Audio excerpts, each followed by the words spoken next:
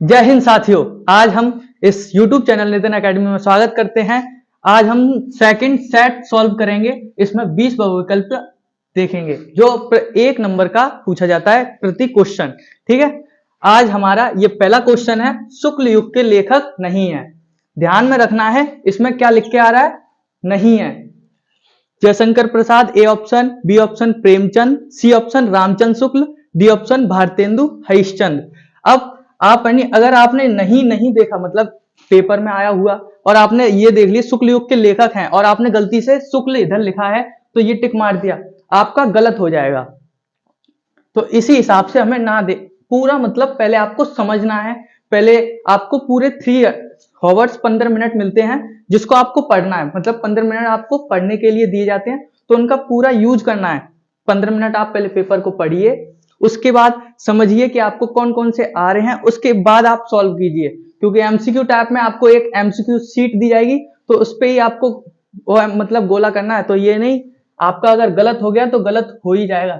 इसलिए क्वेश्चन को पहले ढंग से पढ़ना पड़ेगा, उसके बाद ऑप्शन पे टिक लगाना पड़ेगा। हमारा पहला क्वेश्चन है, शुक्ल युग के लेखक नहीं है। तो नहीं यानी कि जयशंकर प्रसाद शुक्ल युग के हैं, प्रेमचंद शुक्ल युग के हैं, सीवी रामचंद्र शुक्ल भी शुक्ल युग के लेखक हैं। तो हमारा कौन सा ऑप्शन सही हो जाएगा, डी ऑप्शन। क्योंकि पहले अगर आपको ओएमआर सीट नहीं आती, मतलब क्वेश्चन इसका एमसीक्यू का नहीं आ रहा है, तो पहले आप एमसीक्यू के क्वेश्चन से भी आप देख सकते हो कि कौन सा क्वेश्चन मतलब हम लगा सकते हैं। पहले आप देख लीजिए, अगर आपको शुक्ल युग के लेखक का पता है तो आप देख सकते हो डी वाला हमारा लगा सकते हैं इस प्रकार से। अब हमारा सेकंड प्रश्न है, पूस की रात कहानी के लेखक कौन है। पूस की रात कहानी के लेखक कौन है। इसमें ए ऑप्शन दिया है जयशंकर प्रसाद, बी ऑप्शन दिया है प्रेमचंद, सी ऑप्शन दिया है सुदर्शन और डी ऑप्शन दिया है यशपाल। अब आपको ध्यान ही होगा, मैंने बताया था पूस की रात के लेखक कौन है, हमारे बी ऑप्शन सही हो जाएगा प्रेमचंद। ठीक है, हमारा कौन सा ऑप्शन सही हो जाएगा, बी। हमको ध्यान से देखना है कहां नहीं है, कहां मतलब लिखा हुआ है। हमारा तीसरा क्वेश्चन है, सिंदूर की होली के नाटककार हैं। कौन सा क्वेश्चन है, सिंदूर की होली के नाटककार। कमेंट भी करते जाइए क्योंकि कमेंट से हमें ये पता चल जाएगा। आप साथ ही साथ खुद के आंसर भी दीजिए कि जिससे हमें पता चल जाए कि आप घर पर पढ़ रहे भी हो या नहीं। तो इसलिए हमें आप इसके ऑप्शन बताइए, कमेंट कीजिए।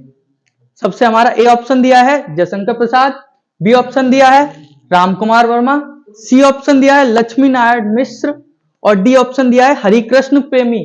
कौन सा ऑप्शन ठीक हो जाएगा, सिंदूर की होली के, बताइए। हमारा इसमें सही होगा लक्ष्मी नारायण मिश्र। हमारा चौथा क्वेश्चन है, रूस में 25 मास यात्रा व्रत के लेखक। यहां पर ये देखना पड़ेगा यात्रा व्रत, और यात्रा व्रत कौन से, ये भी हमें पढ़ना पड़ेगा। पहले ऑप्शन समझ लीजिए कि कौन से ऑप्शन है, ढंग से पढ़ना पड़ेगा ना। तो ए ऑप्शन है राजेंद्र प्रसाद, बी ऑप्शन है प्रभाकर माचवे, सी ऑप्शन दिया है रामवृक्ष बेनीपुरी और डी ऑप्शन दिया है राहुल सांकृत्यायन। तो हमारा इसमें कौन सा ऑप्शन सही हो जाएगा, डी वाला राहुल सांकृत्यायन, क्योंकि यात्रा व्रत उन्होंने ही ज्यादातर लिखी हुई है, राहुल सांकृत्यायन। हमारा पांचवा प्रश्न है, माटी हो गई सोना। क्या हो गई, माटी हो गई सोना। संस्मरण, ये क्या है, संस्मरण। साथ में ये भी याद करते जाइए कि राहुल, आप इससे जैसे कि एक क्वेश्चन तो ये हो गया, रूस में 25 मास यात्रा व्रत के लेखक कौन है, राहुल सांकृत्यायन। और अगर ये आ जाए कि राहुल सांकृत्यायन की कौन से, मतलब कौन सा यात्रा व्रत है, और उसमें ऑप्शन दे दिए, तो अगर रूस में 25 वर्ष तो इससे आपको याद भी हो जाएगा। ऐसे ही माटी हो गई सोना संस्मरण, इसके लेखक कौन है। ए ऑप्शन है कन्हैयालाल मिश्र प्रभाकर, बी ऑप्शन है देवेंद्र सत्यार्थी, सी ऑप्शन है माखन लाल और डी ऑप्शन है रामवृक्ष बेनपुरी। तो हमारा इसमें कौन सा सही हो जाएगा, ए ऑप्शन कन्हैयालाल मिश्र प्रभाकर। ठीक है, छठवां क्वेश्चन देखते हैं, रीतिकाल को अलंकृत काल किस विद्वान ने कहा। रीतिकाल को अलंकृत काल, हमारा ऑप्शन है विश्वनाथ प्रसाद, बी ऑप्शन है रामचंद्र शुक्ल, सी ऑप्शन है मिश्र बंधु और डी ऑप्शन है जॉर्ज ग्रिशयन। तो अब आप ये देख ही सकते हैं, रीतिकाल को अलंकृत काल। अब कोई एक व्यक्ति तो कहेगा नहीं, ज्यादातर बहुत से मित्र बंधुओं, क्योंकि किसी भी ग्रुप को अगर नाम दिया जाता है तो एक संस्था नाम देती है, किसी भी चीज को अगर नाम दे, तो यहां पर हमारा सी ऑप्शन सही हो जाएगा मिश्र बंधु। ठीक है, समझ में आ गया। आइए समझते हैं हम अब 7 वाला क्वेश्चन। निम्नलिखित में से कौन सी कृति रीतिकाल कविदेव की नहीं है? तो हमें पता है कविदेव की कौन कौन सी कृति हैं रीतिकाल की। भवानी विलास, भवानी भाव विलास और रस विलास। तो पहले ऑप्शन पढ़ लीजिए, कवि प्रिया, भाव विलास, भवानी विलास और रस विलास। तो ये तीनों तो आपकी कविदेव की हो गई, और इसमें पूछा क्या है?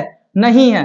तो हमारा कौन सा सही ऑप्शन हो जाएगा? कवि प्रिया। और कवि प्रिया रीतिकाल की कृति कौन से लेखक की है? केशव दास जी की। तो आपको याद करना पड़ेगा केशव दास। कवि प्रिया किसकी है? केशव दास की। 8 वाला क्वेश्चन है हमारा, भारतेंदु युग की विशेषता प्रवृत्ति नहीं है। ए ऑप्शन राष्ट्रीयता की भावना, बी ऑप्शन सामाजिक चेतना का विकास, और सी ऑप्शन अंग्रेजी शिक्षा का विरोध, और डी ऑप्शन दिया है काव्य भाषा के रूप में खड़ी बोली का प्रयोग। बताइए कौन सा नहीं है, कमेंट कीजिए। तो इसमें आप देख सकते हो राष्ट्रीयता की भावना भारतेंदु युग का विशेषता है, सामाजिक चेतना का विकास ये भी विशेषता है, और सी अंग्रेजी शिक्षा का विरोध ये भी विशेषता है, और डी ऑप्शन दिया है काव्य भाषा के रूप में खड़ी बोली का प्रयोग। ये आपका है द्विवेदी युग का, द्विवेदी युग की विशेषता है। कौन से युग की विशेषता है? द्विवेदी युग। आपको यह भी याद रखना है कौन सी किसकी विशेषता है। चलिए 9वां क्वेश्चन समझते हैं। वर्ष 1943 में प्रकाशित तार सप्तक का संपादन किसने किया? हमारा ऑप्शन ए है रामविलास शर्मा, बी ऑप्शन है अगे, सी ऑप्शन है प्रभाकर माचवे, और डी ऑप्शन है गिरिजा कुमार। तो कौन सा ऑप्शन सही रहेगा? बी ऑप्शन अगे। अगे जी ने तार सप्तक 3 बार प्रकाशित किया था, 3। तो पहला हमारा प्रकाशित हुआ था 1943 में, फिर 8 साल बाद हुआ, तो आप इसमें 8 साल जोड़कर कर सकते हो 1951, फिर उसके बाद 8 साल बाद हुआ था, फिर यानी इसका यानी आप जोड़ करके कर सकते हो 1959। तो हमारे 3, पहला कब हुआ था? 1943, दूसरा 1951, तीसरा 1959। तो इस प्रकार से आप याद कर सकते हो कि पहला कब हुआ था, दूसरा कब हुआ था और तीसरा कब हुआ था। बस आप 1943 में जोड़ते जाइए। ठीक है। 10वां क्वेश्चन है, राम की शक्ति पूजा किसकी रचना है? A option Suryakant Tripathi Nirala, B option Ram Naresh Tripathi, C option Mahadevi Varma, D option Jaishankar Prasad. कौन सा सही हो जाएगा? हमारा ए ऑप्शन। कैसे याद रखना है? राम की शक्ति कैसे? सूर्य के प्रकाश के समान। तो हमारा ए ऑप्शन सूर्य इसमें आ रहा है, तो कौन सा सही है? सूर्यकांत त्रिपाठी निराला। हमारा 11वां ऑप्शन पढ़ लेते हैं। हाथी जैसी देह, गेंडे जैसी खाल, तरबूज जैसी खोपड़ी, खरबूजे से गाल। कौन सा रस है? इसमें ए ऑप्शन है बी रस, बी ऑप्शन है करुण रस, सी ऑप्शन हास्य रस, और डी ऑप्शन शांत रस। इसको पढ़कर आपको क्या आ रहा है? हंसी आ रही है, तो इसका हमारा सी ऑप्शन हो जाएगा हास्य रस। ठीक है। आइए समझते हैं 12वां क्वेश्चन। जो सुमिरत सिद्धि होई गणनायक करिवर बदन, करो अनुग्रह सोई बुद्धि राशि शुभ गुण सदन। अब इसमें कौन सा छंद है? उपयुक्त पंक्ति में कौन सा छंद है? तो इसका ए ऑप्शन है सोरठा, बी ऑप्शन है दोहा, सी ऑप्शन है रोला, डी ऑप्शन है कुंडलिया। तो इसमें हमारा कौन सा सही है? सोरठा। इसमें कौन सा छंद है? सोरठा। 13वां क्वेश्चन है, किस शब्द में अनु उपसर्ग प्रयोग नहीं हुआ है? क्या हुआ नहीं है? अनु का उपसर्ग का प्रयोग। तो इसका ए ऑप्शन है अनुकरण, बी ऑप्शन है अनुशासन, सी ऑप्शन है अर्ड, और डी ऑप्शन है अनुवाद। तो इसमें हमारा सी ऑप्शन सही हो जाएगा अर्ड, क्योंकि अनु का इसमें भी उपयोग किया गया है, अनु, अनु और अनु। तो इसलिए हमारा ये ऑप्शन सी, क्योंकि नहीं पूछा है। 14वां क्वेश्चन है, नीलकंठ समस्त पद में प्रयुक्त समास है। इसका ए ऑप्शन दिया है द्वंद्व, बी ऑप्शन दिया है द्विगु, सी ऑप्शन दिया है बहुब्रीहि, डी ऑप्शन दिया है अवयवी भाव। तो इसमें कौन सा हमारा सही हो जाएगा? सी ऑप्शन बहुब्रीहि। अगर ये इधर कर्मधारय ऑप्शन होता तो कर्मधारय सही होता है। हमारा 15वां क्वेश्चन समझते हैं। बादल का पर्यायवाची शब्द नहीं है। तो इसमें ए ऑप्शन दिया है नीरद, बी ऑप्शन दिया है अम्बुद, और सी ऑप्शन दिया है जलद, और डी ऑप्शन दिया है जलज। तो इसमें कौन सा ऑप्शन पर्यायवाची नहीं है बादल का? जलज। जलज किसका होता है? कमल का। आइए अब समझते हैं हम अपना 16वां क्वेश्चन। उस काल मारे क्रोध के तन कांपने उसका लगा, मानो हवा के वेग से सोता हुआ सागर जगा। कौन सा अलंकार है? ऑप्शन ए उपमा, ऑप्शन बी रूपक, ऑप्शन बी सी उत्प्रेक्षा, ऑप्शन डी श्लेष अलंकार। तो इसमें आप पहले पढ़िए, कौन सा मतलब पूरा पढ़िए। उस काल मारे क्रोध के तन कांपने उसका लगा, मानो हवा के वेग से सोता हुआ सागर जगा। तो इसमें क्या आ रहा है? मानो। तो मानो से आपको पता चल जाएगा कि इसका सी ऑप्शन सही हो जाएगा, उत्प्रेक्षा, क्योंकि उत्प्रेक्षा पहचानने की होती है, मानो जानो ऐसे आते हैं। ठीक है। 17वां क्वेश्चन है, युष्मद तुम सर्वनाम शब्द का तृतीय एकवचन रूप है। ए ऑप्शन युवाम, बी ऑप्शन त्ववा, सी ऑप्शन त्वत, डी ऑप्शन तुभ्यम। तो इसका हमारा कौन सा ऑप्शन सही हो जाएगा? बी ऑप्शन तुभ्या। 18वां क्वेश्चन है, आंधी आई और हम घर भागने लगे, रचना के आधार पर इस वाक्य का प्रकार है। ऑप्शन ए सरल वाक्य, बी ऑप्शन मिश्र वाक्य, सी ऑप्शन संयुक्त वाक्य, डी ऑप्शन इनमें से कोई नहीं। तो हमारा ऑप्शन कौन सा सही हो जाएगा?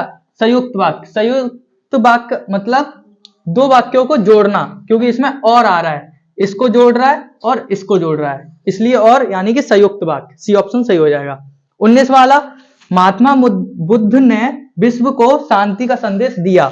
इस वाक्य का वाच्य क्या है? इसमें आपका सब्जेक्ट भी आ रहा है और ऑब्जेक्ट भी आ रहा है और क्रिया भी आ रही है, तो इसलिए हमारा इसमें आ जाएगा कर्तवाच्य। कौन सा वाच्य है?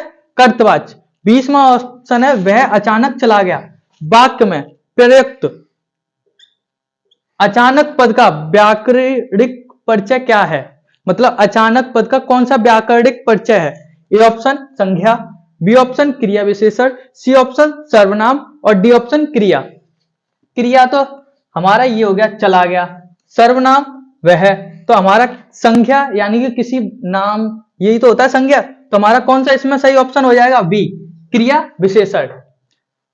ठीक है, समझ में आ गया। आज हमने 20 एमसीक्यू देखे थे क्लास 10th के हिंदी के, सेकंड सेट था, और इसी तरह हम और नेक्स्ट सेट की तरफ बढ़ेंगे अगली वीडियो में। जय हिंद।